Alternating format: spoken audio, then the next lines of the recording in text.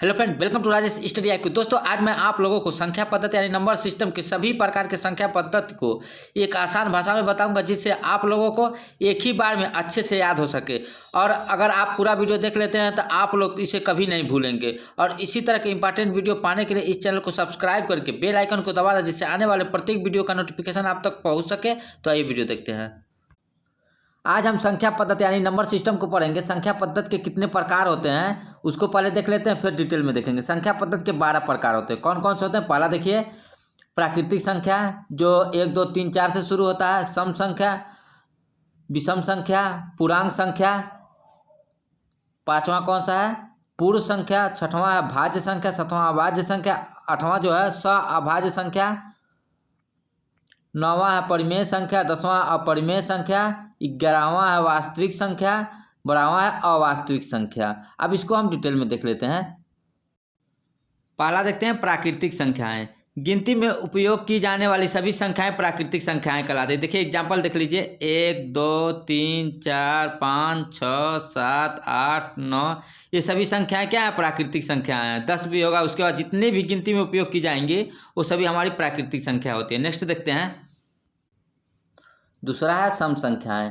ऐसी प्राकृतिक संख्या जो 2 से पूर्णतः विभाजित होती है उन्हें सम संख्या कहा जाता है। जैसे देखिए 2 4 6 8 10 12 14, ये देखिए सभी 2 से क्या होंगे? पूर्णतः विभाजित हो जाएंगे। तो 2 से जो संख्या पूर्णतः विभाजित हो जाएंगी वो संख्या हमारी क्या होगी? सम संख्या कहलाती है। नेक्स्ट देखते हैं, तीसरा है विषम संख्याएं। ऐसी प्राकृतिक संख्या जो 2 से पूर्णतः विभाजित न हो उसे विषम संख्या कहते हैं। जैसे देखिए 1 3 5 7 9 11, केवल 2 से 9, देखिए 9 जो है 3 से हो रहा है, लेकिन 3 से केवल 2 से जो पूर्णतः विभाजित न हो वो मेरा क्या होगी? विषम संख्या कहलाता है। नेक्स्ट देखते हैं, चौथा दिया पूर्णांक संख्याएं। देखिए पूर्णांक संख्याएं वो संख्या होती है धनात्मक, ऋणात्मक और जीरो से मिलकर बनी हुई संख्या पूर्णांक संख्या कहलाती है। ये 3 प्रकार की होती है। तीनों प्रकार से मिलकर बनी हुई संख्या क्या कहलाती है? हमारा पूर्णांक संख्या कहलाती है। देख लीजिए कौन कौन से होते हैं। पहले होते हैं धनात्मक संख्याएं। धनात्मक संख्या 1 से लेकर अनंत तक की सभी धनात्मक संख्याएं क्या होती हैं? धनात्मक पूर्णांक होती हैं। देखिए ऋणात्मक संख्या 1 से लेकर अनंत तक की सभी ऋणात्मक संख्याएं ऋणात्मक पूर्णांक होती हैं। अब तीसरा देख लीजिए, तीसरा दिया उदासीन संख्या। ठीक है, उदासीन जो संख्या है ऐसा पूर्णांक जिस पर धनात्मक और ऋणात्मक चिन्हों का कोई प्रभाव ना पड़े और यह जीरो होता है। उदासीन क्या होता है? जीरो होता है। देखिए यह जो मेरा है ऋणात्मक है, यह जो मेरा है धनात्मक है और यह उदासीन है, जीरो उदासीन। तीनों से मिलकर जो बनाता है वो पूर्णांक संख्या होता है। देखिए -3 -2 -1 0, फिर 1 2 3, इसी तरह से बनता है मेरा पूर्णांक संख्या बनता है। नेक्स्ट देखते हैं, पांचवा देखते हैं पूर्ण संख्या। प्राकृतिक संख्या में 0 से शामिल कर लेने से पूर्ण संख्या बनती है। देखिए प्राकृतिक संख्या कौन सा है? 1 2 3 4 5 डैश डैश करके इसी तरह से दिया था। इसमें अगर 0 बढ़ा देते हैं तो प्राकृतिक संख्या में जब आगे 0 बढ़ा देंगे तो मेरा क्या हो जाएगा? पूर्ण संख्या हो जाएगा। देखिए एग्जाम्पल इसका है 0 1 2 3 4 5 6, इसी तरह से होता है। जब 0 बढ़ जाएगा प्राकृतिक संख्या में आगे तो मेरा क्या हो जाएगा? पूर्ण संख्या हो जाएगी। नेक्स्ट देखते हैं, छठवां है भाज्य संख्या। ऐसी प्राकृतिक संख्या जो स्वयं और 1 से विभाजित होने के अतिरिक्त कम से कम किसी एक अन्य संख्या से विभाजित हो उन्हें हम भाज्य संख्या कहते हैं। जैसे देख लीजिए 4 है, ये 1 से तो होगा और स्वयं 4 से भी होगा, लेकिन फिर 2 से भी होगा। ठीक है, इसी तरह से देखिए 6 जो है किससे होगा? 3 से होगा, 1 से होगा और स्वयं से तो 6 से होगा ही।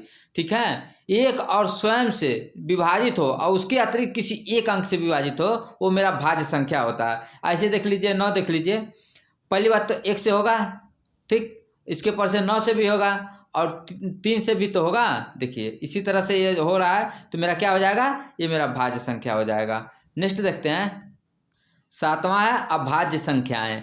ऐसी प्राकृतिक संख्याएं जो स्वयं से और 1 से विभाजित हो और किसी अन्य संख्या से विभाजित न हो उसे अभाज्य संख्या कहते हैं। क्या कह रहा है? केवल 1 और स्वयं से विभाजित हो और किसी अन्य से न विभाजित हो वो मेरा क्या होगा? अभाज्य संख्या होगी। देखिए 2 1 से होगा और 2 से होगा, इसके अलावा किसी और से नहीं होगा।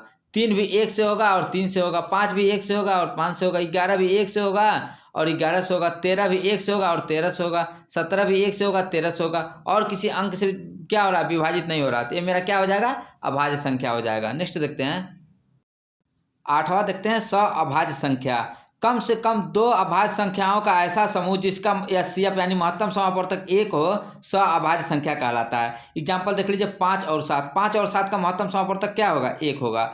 2 और 3 का महत्तम समापवर्तक क्या होगा, 1 होगा। अगर यही 4 और 6 दे दिया होता तो इसका महत्तम समापवर्तक 2 होगा, ठीक है। तो यह सअभाज्य संख्या नहीं होगा, क्योंकि 2 अभाज्य संख्याओं का ऐसा समूह जिसका एचसीएफ यानी महत्तम समापवर्तक 1 केवल हो वही सअभाज्य संख्या होगा, ठीक है। तो एग्जाम्पल है 5 7, दूसरा है 2 3। नेक्स्ट देखते हैं 9वां देखते हैं परिमेय संख्याएं। ऐसी सभी संख्याएं जिन्हें p/q के रूप में लिखा जा सकता है उन्हें परिमेय संख्याएं कहते हैं। कह रहा q यानी हर का मान 0 नहीं होना चाहिए। जैसे p/q के रूप में लिखा गया है ना, यानी q का मान हमारा 0 नहीं होना चाहिए। p क्या है, p अंश है, q जो है हर है, यानी हर का मान मेरा 0 नहीं होना चाहिए। एग्जाम्पल देख लीजिए, जैसे दिया है 2/3, ये मेरा परिमेय संख्या है। 11 दिया है 4, ये भी परिमेय संख्या। कड़ी में 25 दिया, ये भी परिमेय संख्या। कैसे है कड़ी में 25, देख लीजिए।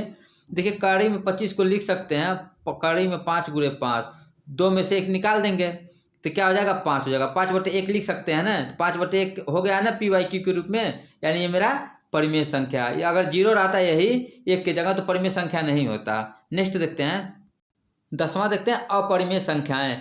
ऐसी संख्याएं जिन्हें p/q के रूप में नहीं लिखा जा सकता और मुख्यतः उन्हें कड़ी के अंदर लिखा जाता है और कभी भी उनका पूर्ण वर्गमूल नहीं निकलता, वो क्या होते हैं, अपरिमेय संख्याएं होते हैं। जैसे एग्जांपल देख लीजिए, कड़ी में 3, कड़ी में 105, कड़ी में 11, कड़ी में 17, इनका पूर्ण वर्गमूल नहीं निकल सकता। जब अभी यही कड़ी में 4 दिया होता तो यह क्या होता, ये परिमेय संख्या होता, क्योंकि यह 2 × 2 करके 2 बाहर निकाल देते हैं, ठीक है। तो इसका क्या हो रहा है, इसका वर्गमूल हो जा रहा है, लेकिन इन सब का पूर्ण वर्गमूल नहीं होता है, ठीक है। एक और देख लीजिए, पाई का मान क्या होता है, 22/7 होता है, 22/7 होता है।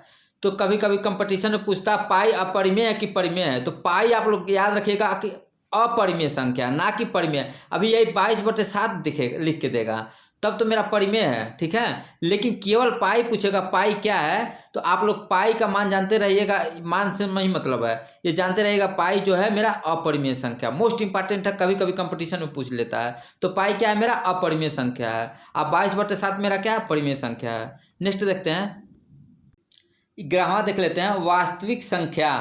परिमेय और अपरिमेय संख्याओं को सम्मिलित रूप से लिखने पर वास्तविक संख्या प्राप्त होती है। जैसे देखिए परिमेय और अपरिमेय संख्या को मिला के लिखेंगे तो मेरा क्या होगा, वास्तविक संख्या होगा। देखिए कड़ी में 3 क्या है, अपरिमेय संख्या। 2/5 क्या है, परिमेय संख्या है। कड़ी में 15 क्या है, अपरिमेय संख्या है। 4/11 क्या है, परिमेय संख्या है। तो देखिए परिमेय और अपरिमेय संख्या को मिलाकर जो लिखते हैं वो मेरा क्या होता है, वास्तविक संख्या होती है। नेक्स्ट देखते हैं 12वां देख लेते हैं अवास्तविक संख्या। अवास्तविक संख्या वो संख्या होती है जो वास्तविक संख्या न हो उसे अवास्तविक संख्या कहते हैं। देखिए कड़ी में -6, कड़ी में -5, कड़ी में -29। अगर यही कड़ी में -6 न होकर कड़ी में 6 होता, कड़ी में 5 होता तो यह वास्तविक होता। जब उसमें वास्तविक संख्या में माइनस लग जाएगा तो क्या हो जाएगा, अवास्तविक संख्या हो जाएगा। जैसे कड़ी में 6 रहा है तो वास्तविक होगा, लेकिन कड़ी में -6 है तो अवास्तविक संख्या हो जाएगा। अगर यह वीडियो पसंद आया तो इस चैनल को लाइक शेयर सब्सक्राइब जरूर करें। धन्यवाद।